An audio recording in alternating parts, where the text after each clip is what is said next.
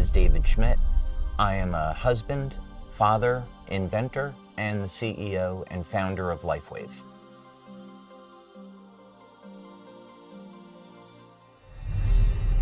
From when I was young, I always had an interest in exploring the world and learning about how things work. We didn't have the distraction of cell phones and computers, so I spent a lot of time outside with my friends, exploring the natural world, looking at insects, going for walks in the woods, and trying to understand how all these things in nature function and enjoying the beauty of it.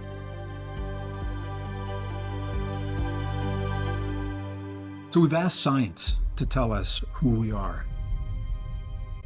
We have an answer, and many scientists are not comfortable with where that answer is leading. The origin of life problem is, I think most scientists today claim that that is the most difficult problem, and we still face it. Sometimes people talk about, well, we could create life in the lab, but in that case, it's usually an intelligent design explanation because you have the scientists with their intelligence, bringing together chemicals, not that they find in nature, but from a chemical supply company, and then putting them together in some very intentional way. Science is arriving at the place where our ancestors invited us to begin. And that is with the understanding that we are part of, rather than separate from, the world around us. Could it be that who or whatever is responsible for us left us a message? If this is true, where would we look for proof? God has left his fingerprint in nature and in natural design.